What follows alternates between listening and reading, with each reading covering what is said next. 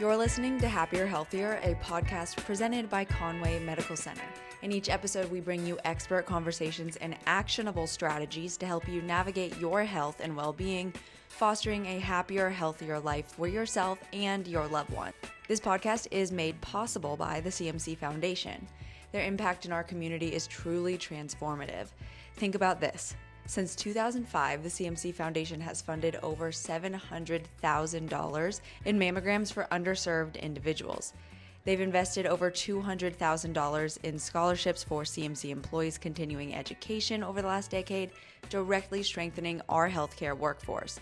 And through the CMC Smart Snacks program, they've supplied over $559,000 in provisions to Horry County children. The foundation also provides crucial support like over $8,000 for cancer patient transportation. These are just a few examples of how they actively enhance the health and quality of life for individuals in our community. Welcome back to the podcast. Summer is officially here, bringing with it the promise of sun-soaked weekends at the beach and countless hours by the pool. But amidst all that excitement, there's a critically important and potentially life-saving conversation we need to have about keeping our children safe in and around water. Joining us for this conversation today is Dr. Samuel Schwartz, a board-certified pediatrician with CMC Pediatrics in Carolina Forest. Dr. Schwartz provides comprehensive, compassionate care for children of all ages. Notably, during his residency, he spearheaded a safe swimming initiative, demonstrating his strong commitment and passion for this topic we're discussing today. So we're thrilled to have him on to share his valuable insights. Dr. Schwartz, welcome to Happier Healthier. To get started, what are your biggest concerns and kind of the most important messages you want parents to hear about swim safety, pool safety, water safety going into the summer? Oh yeah, I mean living by the beach and everything, it's a really important topic because not only do you have the huge body of water that's the Atlantic Ocean, but you also have a lot of families in the area with pools and things, and it's just important to know how, especially when you have children or you're around children, ways to be safe and ensure that they're safe. I think something that a lot of people don't realize is that between the ages of 1 and 4, so children between 1 and 4 years old, the leading cause of death is actually drowning. And so that is something that, when you think about, is something that can be prevented with the appropriate precautions and just being very careful and aware when you're in or around a body of water with children.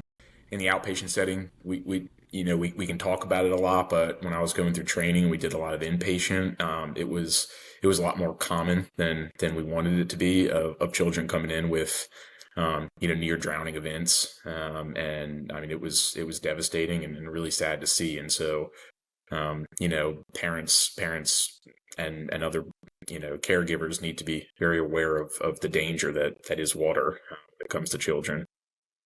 When is the right time to teach your children how to swim? I don't know if you've seen those videos where they put the baby in the water. It's like just born. Yeah. They're like, here you go. Yeah. So there's a lot of actually research behind like the best time to start introducing, essentially swim lessons to children. Under 1 though, like infancy, that period, there is no benefit in like swim lessons essentially. So babies are born with a natural reflex. Like if you were to put them underwater, their little legs and arms would start essentially like doing swimming motions. They would be kicking and kind of struggling with their arms, but they don't have the natural instinct to bring their head above water if they were to be submerged. And so yes, they have that reflex to essentially like kick and things like that with almost a swimming motion, but they don't know how to get themselves out of a situation if they're underwater. And so after their first birthday, so once that 12-month period comes, there are studies and evidence that shows that swim lessons as early as 1 year of age is beneficial for children. And so, once you hit 1 and have that first birthday, the earlier the better in terms of just teaching children the basic concepts of swimming can go a long way. And for parents in our area, should they be adding on specific lessons to the ocean? Because that's a whole other animal. Yeah, no, that's a very good question. I don't know that there's specific classes or, formal teachings when it comes to teaching how to swim in the ocean, but when I think of the ocean in general, I mean, even adults and teenagers and older children, they can be the strongest swimmers in the world. And the ocean is a beast in and of itself that comes with a lot of risk, whether it be like the riptides and the current that you can get caught in, whether it's just before a storm and the waves are really rough. I think just having that really understanding of when it's safe and not safe to be in the ocean, whether you're an adult or child, is important. And so knowing some of the basic concepts when it comes to the ocean, is good to teach your children when you live at the beach or go to the beach regularly. In terms of like, if you were to get caught in a riptide, you don't want to fight against it. You just kind of want to let it do its thing and get you to safety. But yeah, I mean, I don't know that there's formal methods of teaching how to swim in the ocean per se. Maybe just going in with them. Yeah. Oh, absolutely, absolutely. Always, always, always be around them if they're going to be around the water or the ocean. So, what are some things that parents need to know when their child is in the pool or in the ocean? So, I mean, I think one of the most important things is you always have to have somebody with eyes on a child if they're, I mean, not in the water, if they're just around water in general. You need to have somebody who is dedicated to having their eyes on the children that are around the water, because it can happen in a matter of seconds, where something devastating could occur. And if you have somebody who's just always in charge, whether you're taking turns or it's just somebody who's designated as the watcher, to ensure that nothing does happen. So what I always say to families is just put your phone down. Don't be on your phone if you have a child who's in or around the water. And just try to limit distractions the best you're able to. Because it's, again, I mean, it's something that can happen in a matter of seconds. And you just want to be as quick to respond if necessary. What about if a child is wearing floaties or they Yeah. have an inflatable toy? Are they Yeah. are they safe then? So floaties actually, like, we don't recommend against. All right. So the best form of flotation is actually like a life vest. Those have been shown to be the most effective at preventing instances in the water, and keeping children as safe as possible.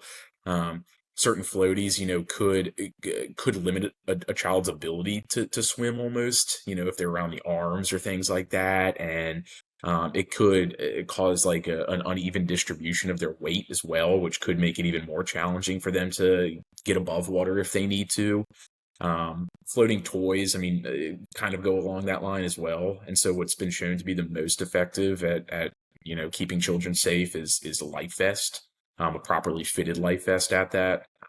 And so really the recommendation is not to use floaties and to have a life vest itself. How do you know if a life vest is properly fitting? I feel That's a like good question. That's a really good question. I mean, usually every life vest is different. I always tell families it's like a car seat almost, right? Like every car seat is different. Every life vest is also different. And so you just need to follow the instructions on it, adhere by the weight limit and restrictions when it comes to like sizing of the life vest and things like that.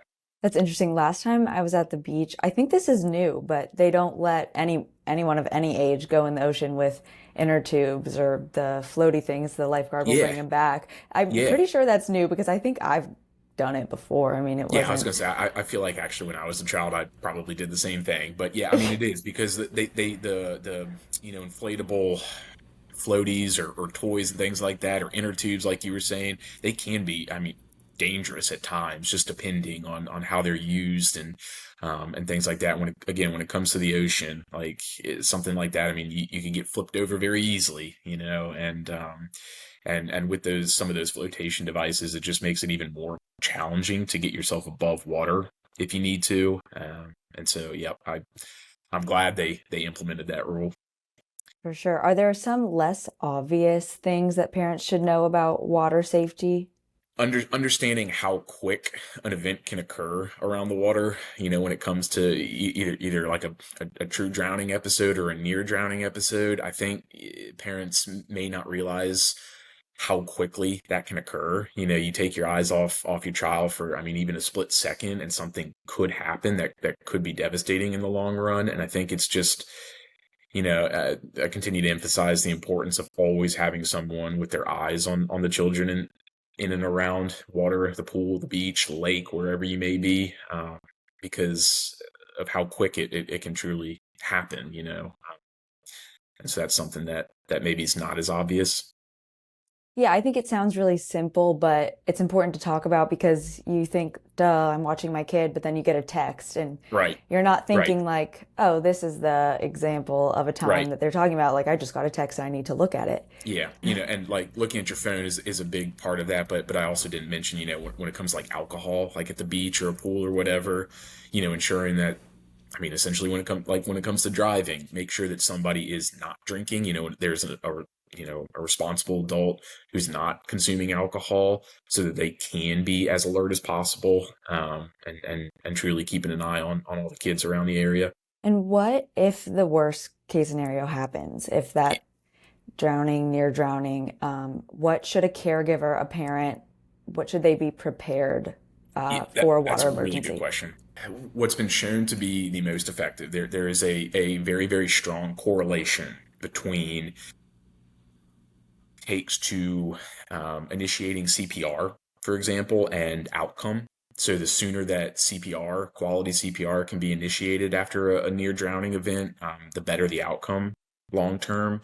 And so I think it's important, and maybe not being an expert, when it comes to CPR, but having a basic understanding of CPR is important, I think, for parents. And this goes for being around water or not, but just, signing up and taking a very, very basic course on how to initiate quality CPR is a good idea for parents of children of any age. But around the water, it's been shown that if you can start quality CPR as soon as possible, the outcomes after a near drowning event in particular have been shown to be greatly improved compared to a delay. And so I think parents could take the time to take a class. I mean, there are a lot of places. I mean, online too, I'm sure, where parents can just get a basic understanding of general CPR. So in the unfortunate off chance that something does happen, they can start that right away, and then have somebody contact 911 as well, just to hopefully have as good of an outcome as possible. Yeah, that's great advice. I know there's so many online resources and like public gyms and things Oh around yeah, here have absolutely. that. You mentioned too in your clinic that you do some education. How can parents who have any questions or just kind of want to know more about this topic come to see you, and how can you kind of help them with that conversation? Oh, absolutely. I mean, if at all well visits, especially when it starts getting close to summertime, I like to at least bring it up to parents. I mean, and it can be the parents of teenagers as well. When it comes to just my general recommendations for a healthy lifestyle, water safety is a big part of that. And so, I mean, just mentioning it in all of our yearly visits, again, especially when we're going into the warmer months, and people are going to be around bodies of water or pools more often. I make a point to discuss it. But if parents have questions about it, I mean, they can always get in touch with us. And there's a lot of resources online as well. The American Academy of Pediatrics, they have a website that's, I mean, one of my favorite websites in the world. Maybe I'm a little nerdy for that, but it's called healthychildrens.org. And it's a resource put out by the AAP, the American Academy of Pediatrics, and it's got helpful information in regards to any topic that you can think of. There's a search bar up top, and parents can go on there and type in any question in the world, and they have resources when it comes to water safety and pool safety and swim lessons and things like that. And it takes all the literature and the research and everything, and makes it very, very accessible. And a pretty easy read most of the time. All the articles are pretty, cut and dry and to the point. but they have information on there in regards to water safety, and that's a website that I always find myself advocating for and mentioning to parents, so that, if they have questions, you can always go on there and look stuff up. And again, it has good information about water safety. I know you're very busy, but are you accepting new patients? Yes, we are. Yes, definitely am. Okay, I'll put all the information in the show notes. Dr. Schwartz, thank you so much for doing this. Oh, absolutely. More than happy to. That's it for this episode of Happier, Healthier. We appreciate you tuning in and hope you gained valuable insights for your health journey. Again, thank you to our sponsor, the CMC Foundation, for allowing us to bring you this information from experts for free. Discover more about the CMC Foundation's vital work in our community and how you can contribute to their mission by visiting cmcfoundationsc.com. That's cmcfoundationsc.com, or find the link in our show notes. And just as a reminder, all content discussed on CMC's Happier, Healthier podcast are the individual opinions of our hosts and guests and should not be construed as personalized medical advice. By listening to this podcast, you agree not to use this podcast to treat any medical condition for either yourself or others. Consult your own physician for any medical issues you may be having. This disclaimer applies to any guest or contributor to the podcast. Be sure to subscribe so you don't miss our next episode of Happier, Healthier, proudly brought to you by Conway Medical Center.